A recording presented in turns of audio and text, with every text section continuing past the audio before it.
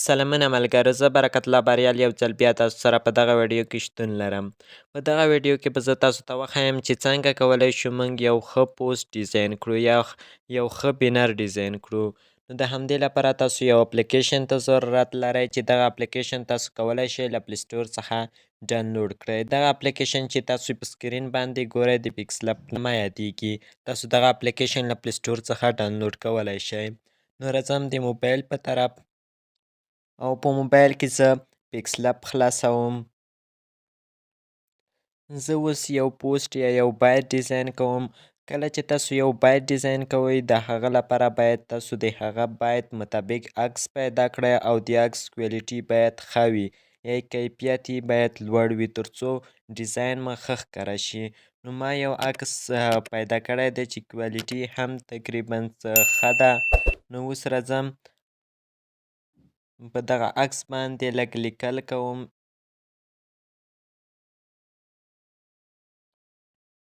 اوس دغه لیکل زه غواړم چې په عکس باندې وکم. که چیرې تاسو غواړئ چې لیکلو ته پنس بدل کړئ یا سټایل یې بدل کړئ، پنس یا لیک بڼو ته راشئ، په دغه باندې کلیک وکړئ. له کلیک څخه وروسته دلته ډیر پنسونه دي، تاسو کولی شئ چې د دې څخه استفاده وکړئ.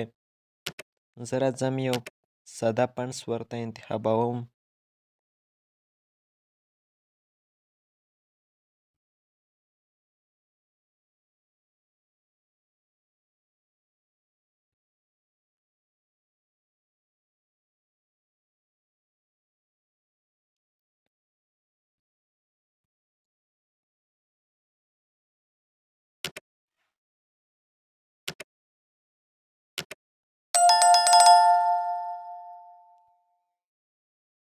تاسو به یو لغت انتخاب کړئ چې کوم لغت په دغه بایټ یا په دغه وینا کې مثلا مهم رول لوبوي، همغه لغت به تاسو انتخاب کړئ، لوی به ولیکئ.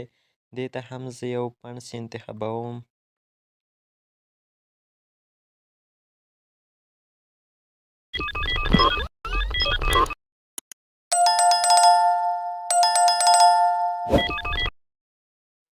مثلا دغه پنس ورته انتخابوم. دې ته زه رنګ هم بدلوم.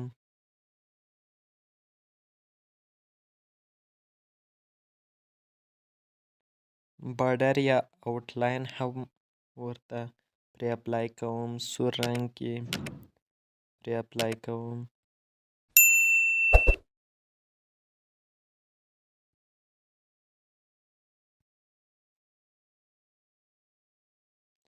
په دې ډول سره تاسو کولی شئ چې یو ښه پوسټ ډیزاین کړئ. او که چیرې غواړئ تاسو یو عکس دې پوسټ ته امپورټ کړئ، تاسو کولی شئ چې عکس د هیلولو څخه د دې لارې تاسو یو عکس هم دلته واچوئ. همدارنګه نور ډېر اپشن یې دلته موجودې دي چې تاسو کولی شئ چې په همدې ډول تاسو له دوی څخه استفاده وکړئ.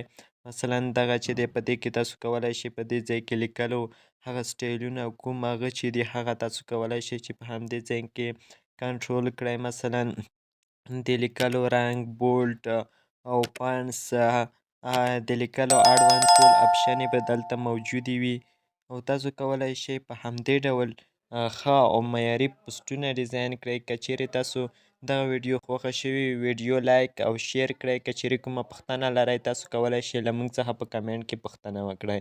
مننه له لیدو څخه.